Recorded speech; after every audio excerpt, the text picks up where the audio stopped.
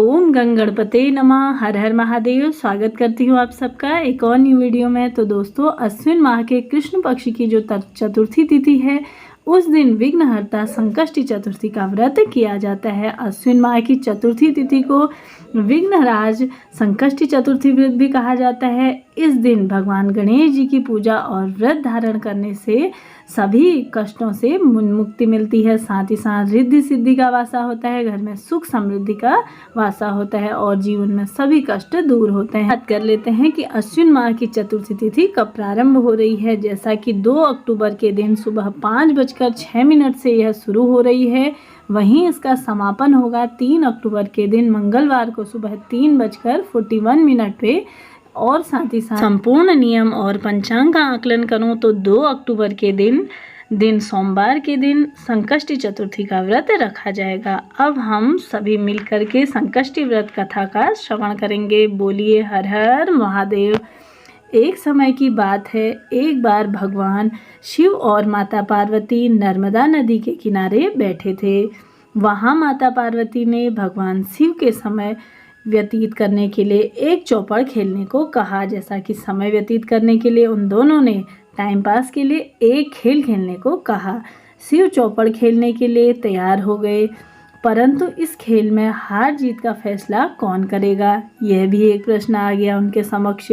तभी भगवान शिव ने कुछ तिनके एकत्रित करके उसका एक पुतला बना लिया, उसमें और प्राण प्रतिष्ठित कर दिए और पुतले से कहा, बेटा, हम चौपड़ खेल रहे हैं, परंतु हमारी हार जीत का फैसला करने वाला यहाँ कोई नहीं है, इसलिए तुम बताना कि हम दोनों में से कौन हारा और कौन जीता।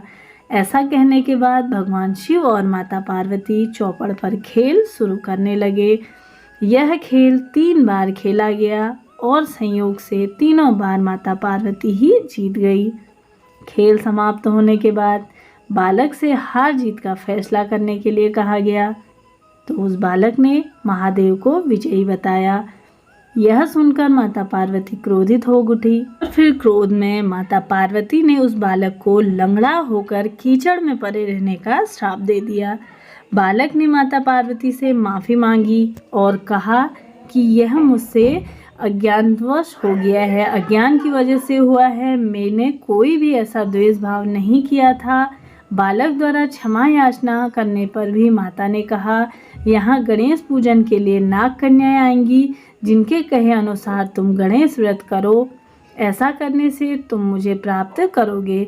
यह कहकर माता पार्वती शिव के साथ कैलाश पर्वत चली गई। 1 वर्ष के बाद उस स्थान पर नाग कन्याएं आई।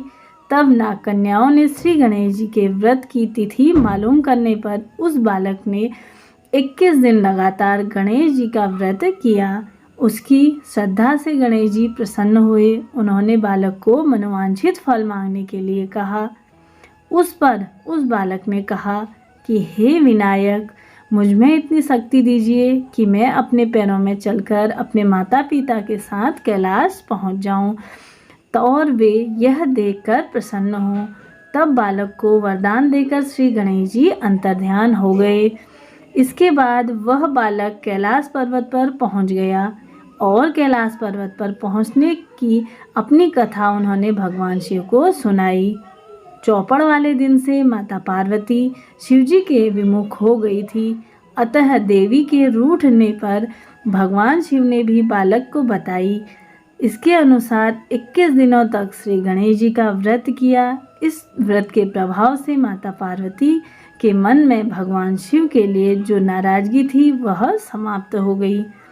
तब यह व्रत विधि भगवान शंकर ने माता पार्वती को बताई। यह सुनकर माता पार्वती ने मन में भी अपने पुत्र कार्तिकेय जी से मिलने की इच्छा जाहिर करी। तब माता पार्वती ने भी 21 दिन तक श्री गणेश जी का व्रत किया। दुर्वा, फूल, लड्डुओं से गणेश जी का पूजन अर्चन किया। व्रत के 21वें दिन कार्तिकेय जी स्वयं माता पार्वती से आ गए।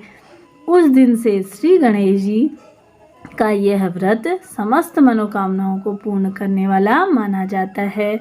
इस व्रत को करने से मनुष्य के सारे कष्ट दूर होकर मनुष्य को समस्त सुख सुविधाओं को प्राप्त होती हैं। तो यह थी गणेश जी की व्रत कथा, प्रथम व्रत कथा। हम व्रत कथा पूर्ण होती है। अब हम सुनेंगे दूसरी व्रत कथा। बोलिए गंगणपते नमो नमः। एक समय की बात है, एक बार देवी देवता कई विपदाओं से घिर गए थे। तब वह मदद मांगने भगवान शिव के पास आए। उस समय शिव के साथ कार्तिकेय जी तथा गणेश जी भी बैठे हुए थे। तो देवताओं की बात सुनकर शिव जी ने कार्तिकेय जी से और गणेश जी से पूछा कि तुम दोनों में से कौन देवी देवताओं के कष्टों का निवारण कर सकता है। तब कार्तिकेय व गणेश जी दोनों ने ही स्वयं को इस कार्य के लिए योग्य बताते हुए कहा। पर इस पर भगवान शिव ने दोनों की परीक्षा लेते हुए कहा कि तुम दोनों में से जो सबसे पहले पृथ्वी की परिक्रमा करके आएगा वही देवताओं की मदद करने के योग्य होगा। भगवान शिव के मुख से यह वचन सुनकर कार्तिकेय जी ने अपना वाहन मोर पर बैठकर पृथ्वी की पूरी परिक्रमा कर ली। परंतु गणेश जी सोच में पड़ गए कि वह चूहे के ऊपर चढ़कर सारी पृथ्वी की परिक्रमा कैसे करेंगे। इस कार्य में उन्हें बहुत समय लग जाएगा। तभी उन्हें एक उपाय सूझा। गणेश जी ने अपने स्थान में ही बैठे और अपने माता पिता की 7 बार परिक्रमा करके वापस बैठ गए। परिक्रमा करने लौटने पर कार्तिकेय ने विजयी होने का बात कही। तब श्री शिव जी ने गणेश जी से पृथ्वी की परिक्रमा न करने का कारण पूछा। तब गणेश जी ने कहा, माता पिता के चरणों में ही समस्त लोक है। यह सुनकर भगवान शिव ने गणेश जी को देवताओं के संकट दूर करने की आज्ञा दे दी।